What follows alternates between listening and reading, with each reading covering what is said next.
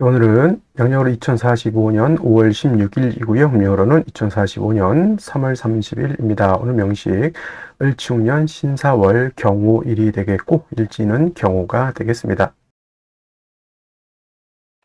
자, 사주팔자를 분석함에 있어 제일 중요한 것, 아무리 강조해도 지나치지 않는 것보다 일간과 원령이 가장 중요하다라고 하는 것, 일간의 특성을 아는 것, 그 다음에 원령의 특성을 아는 것, 지피지기면 백전백승이다라고 할 때 나를 안다라고 것은 일간을 아는 것이고요. 적을 안다라고 하는 것은 적이라고 보기는 그렇죠. 상대를 안다라고 하는 것은 원령입니다. 그래서 일간과 원령은 그만큼 중요한 같은 8글자 안에 있다 하더라도 그만큼 큰 비중을 가지고 있는 것이 바로 일간과 원령이고요. 오늘 일간은 경이라고 하는 천간이 일간이 되겠습니다. 10개의 천간, 갑을병정, 무기병신, 임계라고 하는 10개의 천간 중에서 경이라고 하는 천간은 7번째 천간이 되겠고요. 그 다음에 오행, 목화토금수라고 하는 오행으로 구분하게 되면 경이라고 하는 것은 금이 됩니다. 금, 우리가 쉽게 말하면 쇠라고 이렇게 표현하죠. 강철, 무쇠 등등 이런 걸로 볼 수가 있겠고, 이 쇠라고 하는 것은 우리가 눈으로 볼 수 있는 것, 즉 물상으로 봤을 때는 쇠가 됐지만 기운, 우리가 느낌으로 하는 기운으로 봤을 때는 금의 기운은 숙살지기라고 해요. 숙살지기라고 하는 것은 뭐냐면 수의 기온은 얼음이 얼 정도로 천하를 막 영하 30도, 40도 정도로 땡땡땡땡 그 이하로도 얼릴 수 있는 것이지만 금의 기온은 영하까지는 떨어지지 않죠. 즉 물이 얼지 않지만은 그래도 이 금의 기온은 오싹해서 서리가 내리고 그 다음에 사람 피부가 그 소름이 돋을 정도의 그러한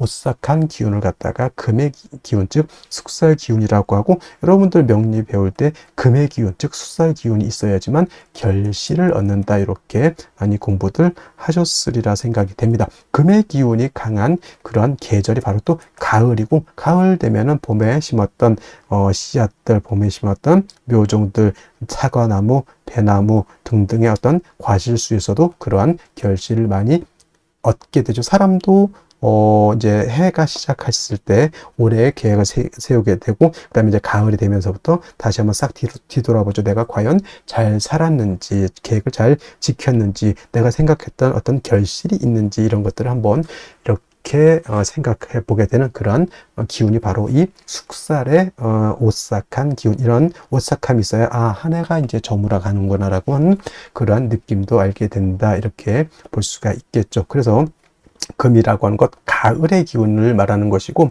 그 다음에 이 가을의 기운, 천간으로 경금, 내일 공부하는 신금이 가을이라고 하면 지지로는 신유술, 서방이 바로 가을이죠. 서방은 서쪽이라고 하는 것이고, 신월, 유월, 술월이 바로 금이 왕한 금왕절이 있다. 물론 신월, 유월이 본기가 금이니까 금이 왕한 걸로 보지만, 술은 솔직히 말로 아까 어저께도 말씀드렸지만 4개월 중에 하나 토가 왕한 계절이다 하지만, 신유술을 큰 틀의 권역으로 봤을 때는 신유술, 서방은 금이 세력을 얻고 있다, 이렇게 보시면 되겠습니다. 그래서 신유술월은 금왕 절이 되는 것이고, 금이 왕한 계절이 되는 것이고, 그 다음에 오상이라고 하는 것, 인의 예지신이라고 하는 오상으로 봤을 때, 자, 인이라고 하는 것은 제가 뭐가 주관한다 했죠? 목이 주관한다라고 말씀을 드렸고요. 그 다음에 의는, 지금 말하는 의는 바로 금이 주관하는 것이 되겠고, 그 다음에 예는 화, 그 다음에 지는 수, 다음에 이제 공부하겠습니다. 그 다음에 신이라고 하는 것은 토가 이렇게 주관한다. 금은 이렇게 의를 주관하는 것이다. 그래서 제가 경금이라든가 특히나 이제 신금, 경신금을 보게 되면은, 금이라고 하는 오행을 보게 되면, 예전에는 제가 이 설명을 할 때 관우를 자꾸 설명을 했었는데, 관우 우리나라 장수가 아니죠. 그래서 이제 바꿔왔습니다. 누구로? 이순신 장군, 성웅 이순신 장군으로 명량해전에서 13척의 배로서 300척이 넘는 상대의 전함을 갖다가 깨박살을 낸 아주 희대의, 세계사에 없는 그런 업적을 이룬 그런 이순신 장군 같은 분들이 바로 의를 굉장히 중시 여기고 충의라고 하죠. 충의를 굉장히 중시해서 있었던 그런 분이다라고 해서 여러분 경금, 신금을 생각할 때는 바로 이순신 장군을 연상하시면 되겠습니다. 근데 이순신 장군이라는 분이 좀 내의 얘기지만 너무 의만 주관한 것도 아니고 자기 병사들이라든가 자기를 믿고 따랐던 어떤 백성들한테 또 한없이 또 자애로웠던 그런 분이셨죠. 그래서 금이 의를 주관하고 토는 믿음, 신을 주관한다고 해서 그것만 생각하셔서는 안 되고, 사주라고 하는 것은 목화 토금수가 어떻게 돼야 된다? 중화가 돼야 되듯이 사람도 인의 예지 신 중에서 어느 하나만 선택하면 그거는 격이 떨어지는 것이고, 사람 성품 안에는 인자함도 있어야 되고 의로움도 있어야 되고 예절도 지켜야 되고 사람 삶에 있어서 지략도 지혜도 있어야 되고 그 다음에 사람의 신막 믿음도 골고루 갖춰야지만 온전한 진짜 성스러운 그런 사람이 될 수 있겠다라고 하는 것. 그래서 사주라고 하는 것도 마찬가지로 목화 토금수가 잘 구성이 돼서 서로가 장애가 이루어지지 않는 그런 사주가 좋은 사주다, 이렇게 말씀을 드릴 수가 있겠고요. 그 다음에 금이라고 하는 것, 색깔은 백색입니다. 백색. 참고로 나무는 청색, 목은 청색, 화는 적색, 수는 검정색 이렇게 볼 수 있고, 토라고 하는 것은 황색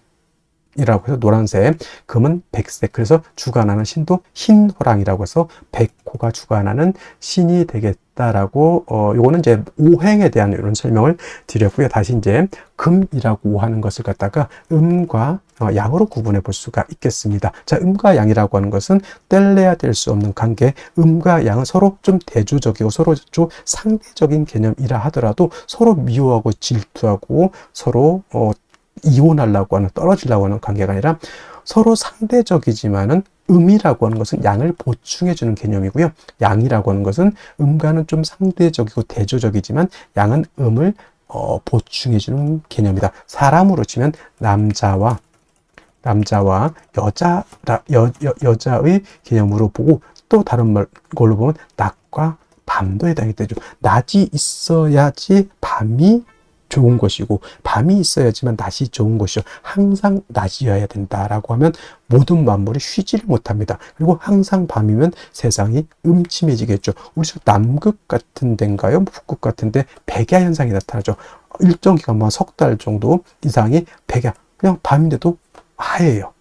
태양 계속 떠 있으니까 사람이 돌아버립니다. 어느 정도 태양이 지고, 우리가 그렇게 살아왔으니까 태양이 뜨고 태양이 지구를 보고 하루가 가는구나 이렇게 보는데, 계속 밤이면 시간이 가는지 시간이 가지 않는지 알 수가 없죠. 시계가 있어야지만 알 수가 있겠다. 해서 음양이라고 하는 것은 서로 대조적이지만 음은 양을 보완해주고 양은 음을 보완해주는 그러한 개념의 것이다라고 이해해 두시면 좋겠고요. 그 다음에 경금이라고 하는 음령으로 구분하게 된 경금은 양금이 되죠. 양의 기운을 가지고 있는 양금이 되는 것이고, 음금이라고 하는 것이 양금이 있으니까 당연히 음금이겠죠. 내일 공부하게 되는 신금이라고 하는 것이 음의 기운을 가지고 있는 음금이라서 양금인 경금과 음금인 신금 같은 금이지만 음량의 차이가 있다. 자, 양금인 경금은 어떤 금이, 양이라고 하는 것은 좀 강하고 거칠고 투박하고 무겁고 단단한 그런 성향의 금이다라고 봤을 때, 음금은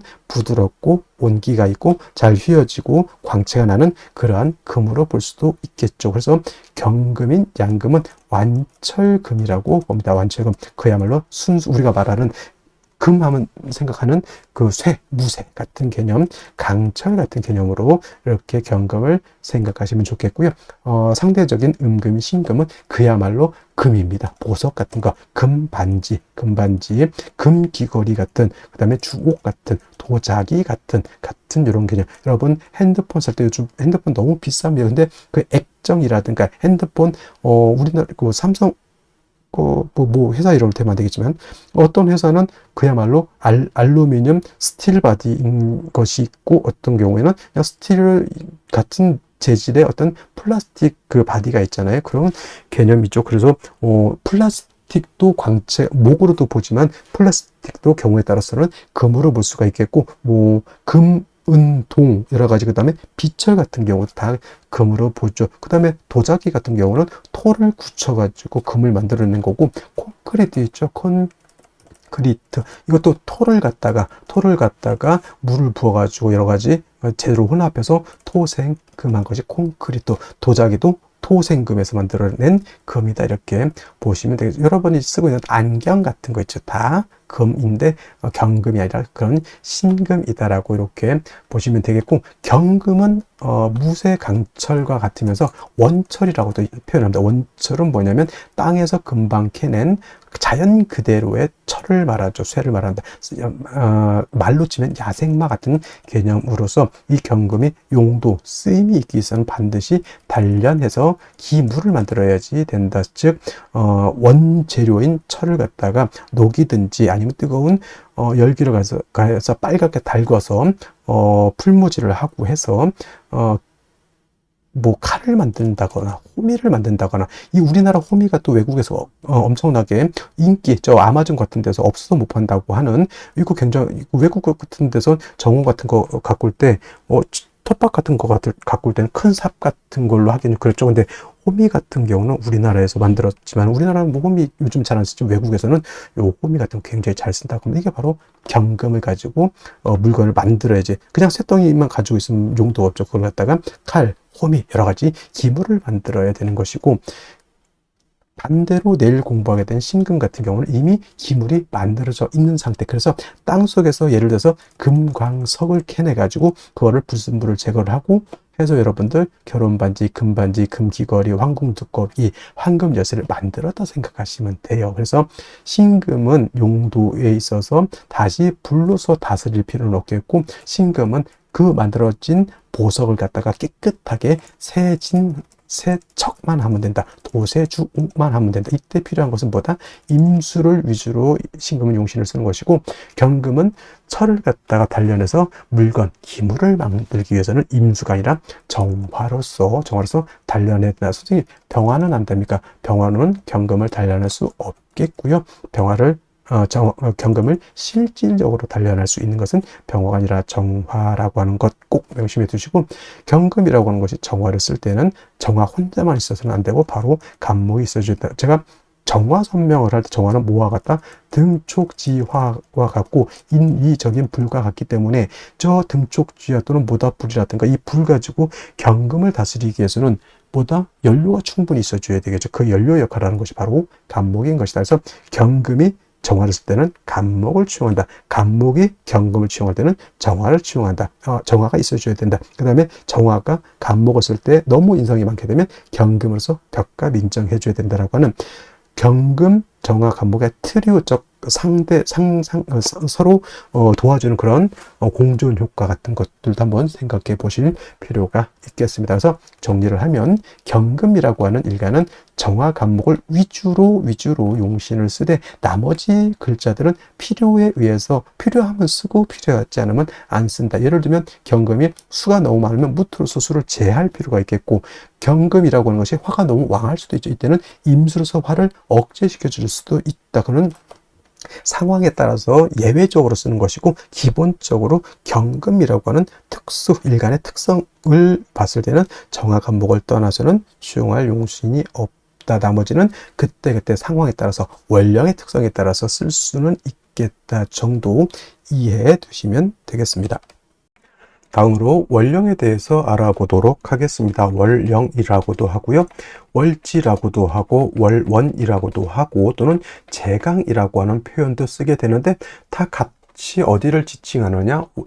월주의 지지를, 즉 월지를 말한다, 이렇게 생각하면 되겠습니다. 이 월령이 왜 중요하냐? 계절의 개념을 가지고 있다. 계절이라고 하는 것은 춘하 추동을 말하죠. 봄, 여름, 가을, 겨울을 말하는 것이고, 이 봄, 여름, 가을, 겨울 월령 안에는 왕쇠와 한열의 개념을 가지고 있다. 이 왕쇠와 한열이라고 하는 것이 사주를 보는 두 가지 축이 되는데, 중화라고 하는 말을 하죠. 중화라고 하는 것은 어느 쪽에도 치우치지 않는 것을 말합니다. 사주도 역시나 중화된 사주를 사람들이 좋다라고 하는데, 그러면 여러분들 무엇이 중화가 돼야 될까요? 바로 이 왕세와 한열이 중화가 되어야 된다라고 하는 것. 왕세라고 하는 것은 어떤 오행이 왕하냐 약하냐를 말하는 것이고, 한열이라고 하는 것은 이 사주가 더우냐 추우냐를 말하는 것이죠. 특히나 4월, 5월, 미월은 여름이기 때문에 굉장히 뜨겁고요. 그 다음에 해월, 자월, 주간은 겨울이기 때문에 매우 춥다라고 볼 수 있죠.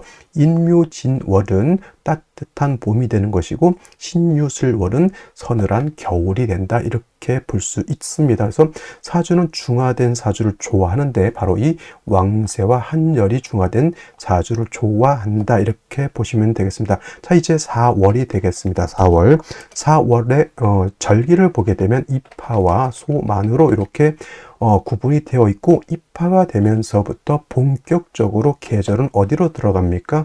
여름으로 들어가죠. 그래서 4월, 5월 미라고 해서 4, 5미 남방이 되면서 방향은 남쪽이 되는 것이고, 화가 왕한 화왕절이 된다라고 이렇게 볼 수 있죠. 그래서 4월은 이제 초여름이라고 해서 초하라고 하고요.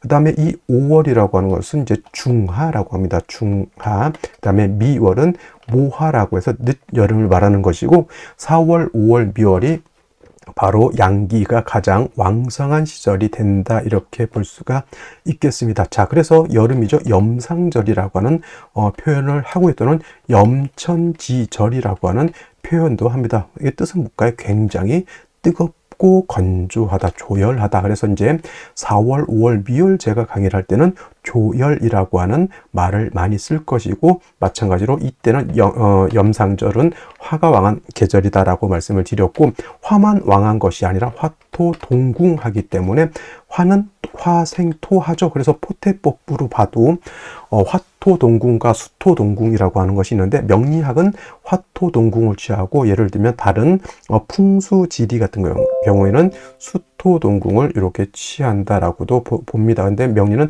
화토동궁을 취해서 이렇게 보게 되면 화토는 같이 왕하다. 그리고 상생으로 봐도 화가 토를 생한다라고 하는 개념도 매우 중요하고요. 그 다음에 화라고 하는 것은 금을 극하기 때문에 4월, 5월, 미월의 화가 왕한 계절에는 금이 약하게 되겠고, 그 다음에 수라고 하는 것은 화가 왕하면 물이 버글버글 끓죠. 화다수갈이라고 해서 화가 왕한 4월, 5월, 미월은 수는 태지, 양지로 가기 때문에 4월, 5월, 미월은 수가 약하다라고 볼 수 있습니다. 그럼 4, 5, 미월의 목은 어떻게 될까요? 그래서 목분비회라고 하는 말이 있고, 또 화다목분이라고 하는 말도 있습니다. 화다목분, 기본적으로 목이 화를 생하지만 화가 너무 왕하게 되면 나무가 불에 타서 날아간다, 재가 돼서 날아간다, 또는 이제 목분비회라고 하는 단어도 많이 쓰게 됩니다. 그래서 4월, 5월, 미월은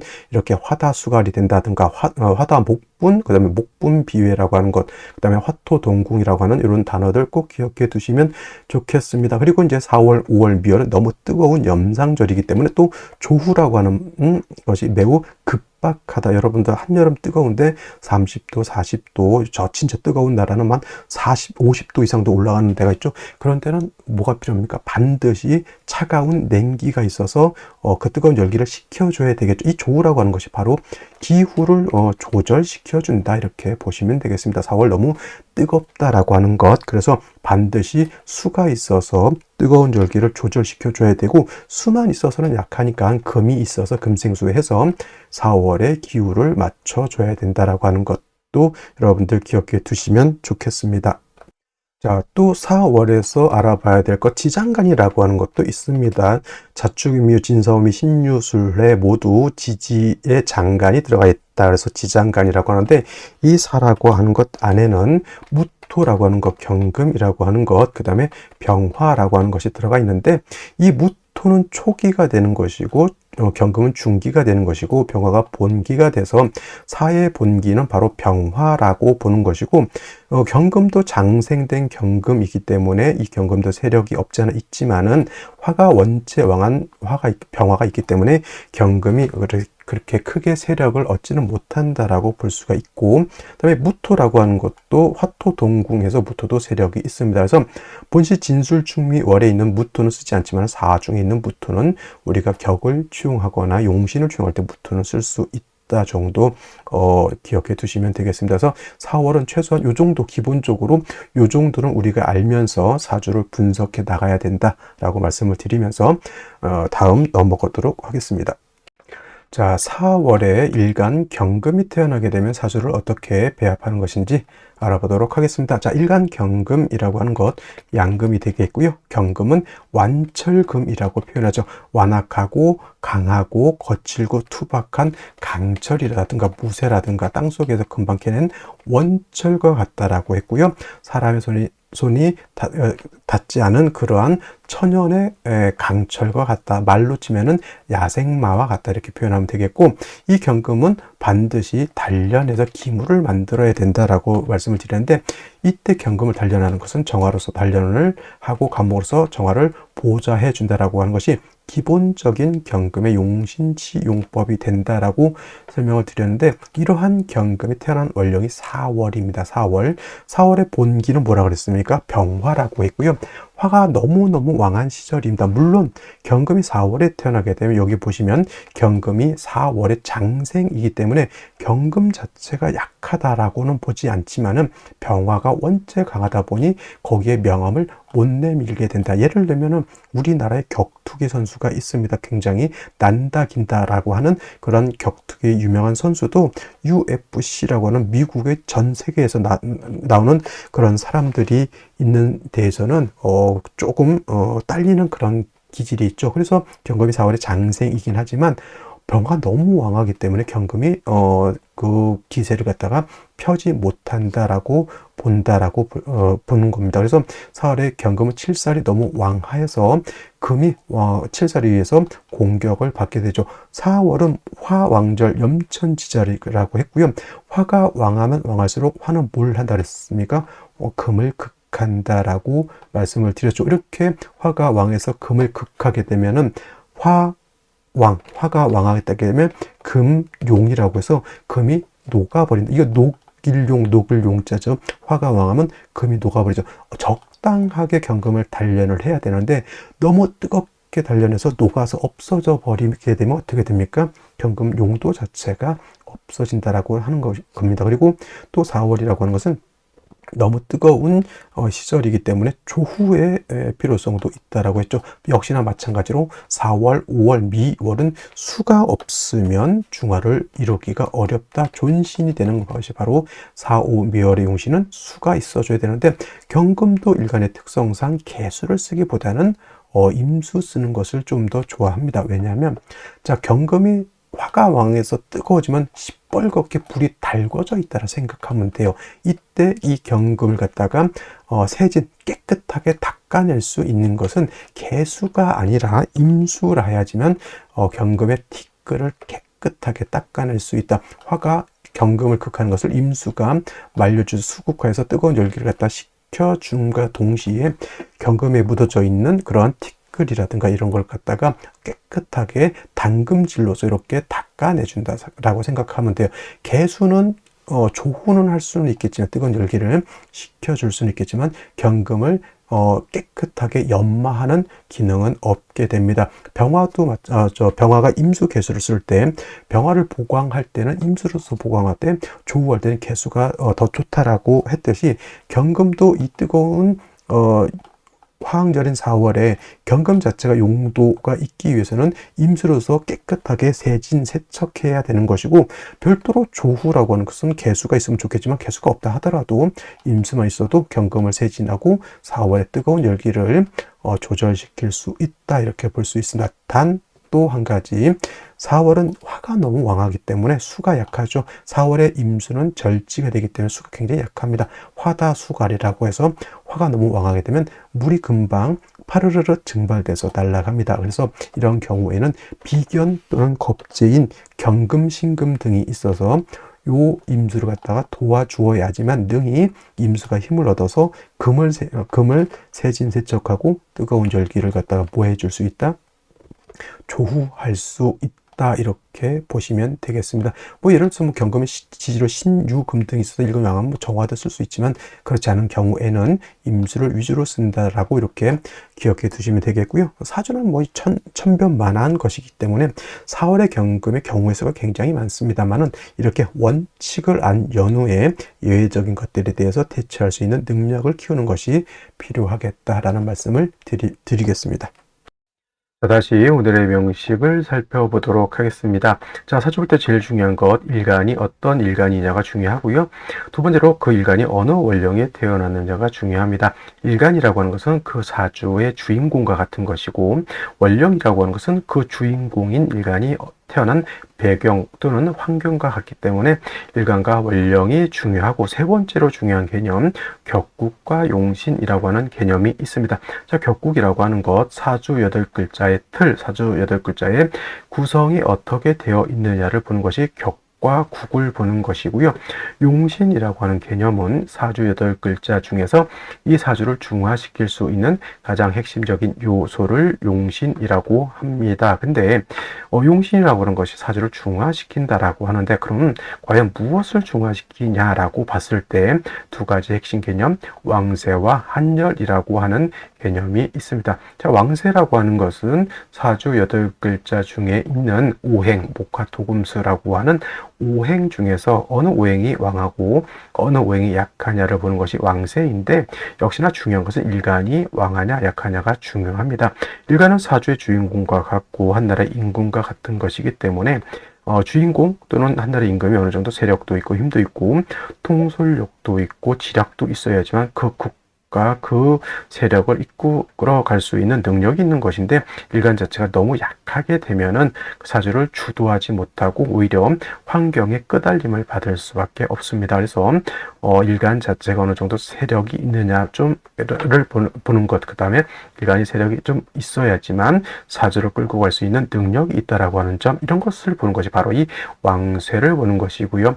한열이라고 하는 것은 사주 8글자 중에는 시간의 개념과 공간의 개념을 같이 가지고 있습니다. 그래서 사주라고 하는 것도 우리가 사는 현상계와 같이 사람, 동물, 식물이 살 수 있는 적정한 온도, 적정한 습도를 이루는 것이 좋겠죠. 사람으로 치면 뭐 대략 한 20도 정도의 적정량의 습도가 있으면 좋다라고 합니다만은 이제 뭐 지금 현상학적인 얘기고, 사주에서 말하는 이 한열, 한난 조습은 역시나 원령을 기준으로 해서 잘 살펴볼 필요가 있다, 이렇게 보시면 되겠습니다. 결국 한난 조습이라고 하는 것은 한은 차가운 것을 말하죠. 북극이나 남극처럼 얼음이 얼정도의 한기를 말하는 것이고, 난이라고 하는 것은 뜨거운 사막 같은 그런 뜨거운 열기를 말하는 것이고, 조는 건조한 것, 습은 습기가 많아서 축축한 것을 말하겠죠. 그래서 사주라고 하는 것도 한열, 즉 한난 조습이 잘 조절을 이루어야 된다라고 보는 겁니다. 그래서 왕세에서 나오는 것이 바로 이 억부용신법, 그다음에 한열에서 나오는 것이 바로 이 조후용신법인데, 시용법에는 대략 5가지 정도가 있는데 그 중에서도 억부용신법과 조후용신법이 가장 핵심을 이루고 있다, 이렇게 보셔도 과언이 아닙니다. 자, 그리고 이 격국과 용신이라고 하는 개념도 역시나 일간과 원령이라고 하는 토대 위에서 살펴보게 되는데, 자, 일간 경금이라고 하는 것은 양금이 될 것이고요. 월지 있는 사화, 양화가 되겠습니다. 채음, 용, 양이라고 합니다. 본시 사화라고 하는 것은 음이죠. 지지로 봤을 때 사화가 음이고 오화가 양이 되는데, 그렇다면 왜 몸체는 음인데 쓰는 것을 양으로 쓰느냐? 이것은 지장간 때문에 그렇습니다. 사화 안에는 지장간이 3개가 들어가 있습니다. 초기로는 무토가 있고요. 두 번째 중기로는 경금이 있고, 세 번째로는 병화가 있습니다. 즉 사화는 몸체는 여성스러운 음의 기운을 가지고 있지만 그 성향은 남성스러운 양의 기운인 병화를 품고 있기 때문에 몸체는 음이지만 쓰는 것은 양으로 쓴다, 이렇게 보는 겁니다. 그래서 경금일간이 4월에 태어났다, 양 대 양의 관계가 성립이 되죠. 근데 화라고 하는 것은 금을 극하는 화극금의 관계가 됩니다. 그래서 경금이 4월에 태어나서 화극금, 화가 나를 극하죠. 나를 극한다, 극아자라고 하고, 이거는 관성이 될 겁니다. 근데 양대 양의 관계가 성립이 되니 정관과 편관으로 나누어 봤을 때 편관 다시 칠살이라고도 표현하는데, 양대양의 관계가 성립되니 경금이 4월에 태어났을 때는 편관 칠살이 되겠습니다. 그래서 4월에 경금이 태어나게 되면 편관격이라고도 하고 칠살격이라고도 합니다. 본시 월령 자체에 경금이 있어서 사의 경금 자체가 통근은 가능하다 하더라도 4월이라고 하는 것은 화왕절이죠. 화가 관지에 해당이 되기 때문에 화는 매우 왕합니다. 물론 경금도 사의 장생처가 되기 때문에 금 자체가 약한 것은 아니라고 할지라도 본시 화가 너무 왕하기 때문에 이때는 어쩔 수 없이 신약 또는 관왕한 그런 사주 구조가 된다라고 볼 수가 있는 겁니다. 그래서 사주 국세는 신약 관이 아니라 왕이 되는 것이고 살중 신경한 사주 국세가 된다. 그래서 4월에 경금이 태어나게 되면 일단 화가 너무 왕해서 경금이 녹아버릴 수 있다. 이걸 화왕 금용이라고 합니다. 그래서 4월에 경금이 태어나게 되면 먼저 뜨거운 열기를 식혀주고 경금을 뭐 해야 된다? 세진세척해 줘야 된다라고 해서 임수라고 하는 것을 얻는 것이 중요합니다. 물론 개수를 얻게 되면은 개수는 조후하는 용도로는 쓸 수 있지만 경금 또는 내일 공부하게 되는 신금을 세진 또는 세척은 할 수가 없습니다. 그래서 경금의 특성상 개수를 쓰기보다는 임수를 치용하는 것이 좋을 것이고, 단 4월이라고 하는 것은 화가 왕하기 때문에 화가 왕하고 수는 4월이면 여기가 절지가 됩니다. 그래서 수가 약하기 때문에 수만 딸랑 있어서는 안 되고 비견 또는 겁재인 금이 있어서 수를 도와주는 것이 필요하다. 가장 좋은 것은 지지로 신유, 금 등이 있어서 일간도 뿌리를 좀 먹고 그 다음에 임수를 생해 줄 수 있다라고 하면 금상첨화가 될 것이고, 물론 임수 입장에서는 신유금의 생을 받는 것도 중요하지만 해자수 등이 있는 것도 나쁘지 않을 것이다. 그래서 4월에 경금이 태어나게 되면 가장 급선무는 화가 너무 뜨겁기 때문에 사주가 너무 조열해지는 것이고요. 그 다음에 화가 너무 왕하게 되면 아까 말씀드렸던 것처럼 화가 왕하면 금이 녹아버린다. 금이 녹아서 못 쓰게 되는 것이 두려운 겁니다. 그래서 임수로서 조후하고 그 다음에 경금을 이렇게 세진세척해 줄 필요가 있다. 이렇게 정리를 해 두시면 되겠습니다. 자, 먼저 일지를 보도록 하겠습니다. 일지 5화를 봤습니다. 경오일주가 되는 것인데, 자, 4월이라고 하는 것, 화가 왕한 화왕절이죠.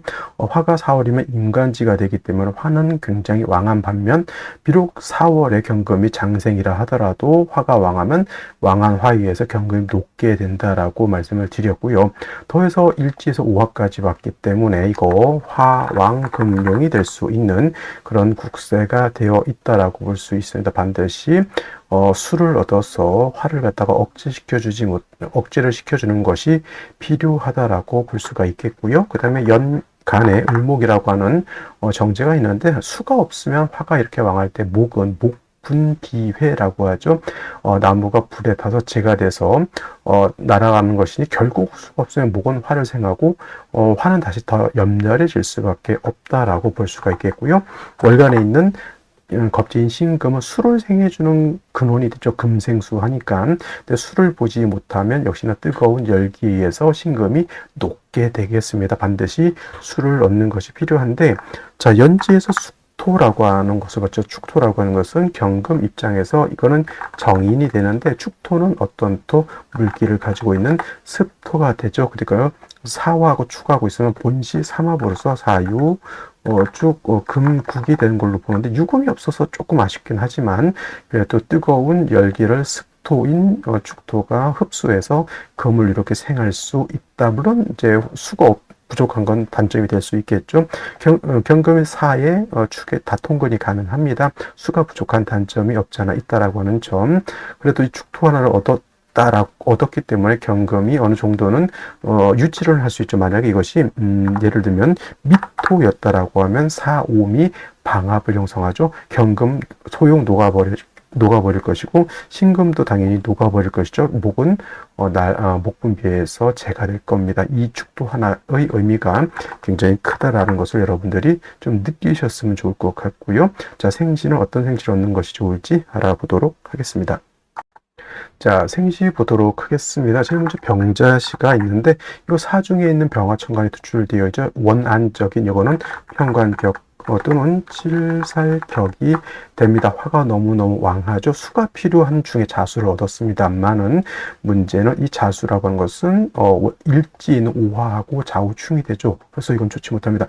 좌우충이 되면 화만 문제가 되는 것이 아니라 자수도 문제가 되기 때문에 병자시가 좋게 볼 수가 없는 것이고, 병술시 같은 경우에는 이것은 아까 말씀드렸죠. 습토는 뜨거운 열기를 흡습해서 금을 생할 수 있지만 술토라고 하는 것은 건토입니다. 5에 술이 있으면 인후수 화국을 형성하게 되니까 저 술토는 열기를 흡습하는 것이 아니라 열기를 더욱 가중시켜버리는 역할을 하게 되는, 의지할 수 있는 것은 연지는 축토 하나밖에 없고 칠살병화가 투출되어 있기 때문에 경금, 신금이 다 녹아버릴 지경입니다. 반드시 운에서는 어떤 그렇죠. 금수운으로 가서 화를 억제시켜주는 것이 필요하고요. 그 다음에 정축시 같은 경우에는 습토 하나에다가 습토 하나를 더 얻었습니다. 경금은 양축토의 뿌리를 얻었고요. 축토의 생을 받을 수도 있고, 그다음에 얼지 자체가 화이긴 하지만 4월도 경금이 통근은 가능합니다.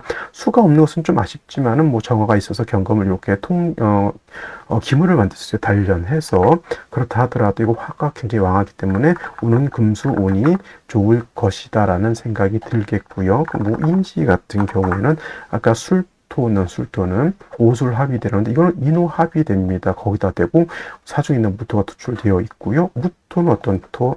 지지의 술토나 미토가 마찬가지로 건토가 되고, 이거는 왕토가 되니까 4월에 무토가 투출하게 되면 토다 매금이 될 우려가 있다. 사주가 굉장히 조열해집니다. 무토는 어차피 술을 또 파극하게 되어 있으니, 반대로 이 묘시 같은 경우에는 오중에 있는 기토가 투출되어 있고요. 이 기토는 축에도 뿌리를 두고 있습니다. 무토는 건토라서 열기를 가중시키지만 기토는 습토입니다. 그래서 어쨌거나 이 기토는 경금을 생할 수 있습니다. 그래서 일단은 뜨거운 열기로서 경금이 소용 녹아버리는 것은 막을 수가 있다라고 하는 점이 좋은 것이고요. 경진시 같은 경우에는 아까 말씀드렸던 것처럼 축토와 마찬가지로 진토도 습토이기 때문에 충분히 금을 생할 수 있다라고 하는 점이 나름대로 장점. 신사시 같은 경우에는 4월에 일제도 5화를 보고요. 그 다음에 시지에서도 4화를 또 봐서 이 수화가 굉장히 왕한 겁니다. 경금, 신금 이렇게 금이 3개가 있다고 해서 이거 금이 왕하다라고 보자. 월등이건 화가 왕한 겁니다. 반드시 금수운을 만나서 뜨거운 열기를 조절시켜주는 것이 필요하고요. 임오시 같은 경우에는 물론 없는 것보다 낫겠지만 임수가 있어서 경금을 세진하고 뜨거운 열기를 조절하면 되고, 또 축에 간신히 뿌리를 둔 임수가 신금의 생을 받고 있다 하더라도 수가 굉장히 이건 약한 것이죠. 이것도 제가 봤을 땐 금수운으로 가서 수가 좀 살아나는 것이 바람직할 것 같고요. 갑신시 같은 경우에는 화가 왕하죠. 이 경금이 축에 뿌리를 뒀다라고 하죠. 굉장히 약한 게 뿌리를 둔 것인데, 여기 신금의 뿌리는 좀 튼튼하게 둘 수가 있고요. 신중에 있는 임수를 또 치용할 수 있다라고 하는 장점이 있습니다. 그래서 오늘 같은 경우 이거 갑신시는 제가 봤을 땐 괜찮은 생시 아닐까라는 생각이 들고요. 그 다음에 정축시도 나름 괜찮은 생시라고 보여집니다. 아까 말했던 병술시 이런 거는 좋지 못하고요. 정해시 같은 경우 이것도 정화가 투출되어 있고 해중에 있는 임수로서 조우할 수 있다라고 하는 점. 정해시도 나쁘지 않다. 근데 대운까지 놓고 보면 정해시하고 정축시하고 놓고 봤을 때 어떤 것이 더 좋으냐라고 봤을 때는, 대운까지 봤을 때 그냥 원곡만 놓고 보면 제가 봤을 땐 정해시가 조금 더 좋게 보이긴 하지만, 대운까지 봤을 때는 정해시보다는 저는 정축시를 조금 더 높게 평가를 합니다. 그럼 전체적인 생시에서 추천드릴 수 있는 생시, 저는 갑신시, 그다음에 정축시 정도 이렇게 이렇게 보는 것이 어떨까라는 생각을 한번 해봅니다. 제가 이건 어디까지나 저의 개인적인 생각이고요. 여러분들 어떻게 생각하시는지 한번 곰곰이 연구해 보시기 바랍니다. 자, 오늘 여기까지 설명드렸고요. 저는 내일 또 찾아뵙도록 하겠습니다. 감사합니다.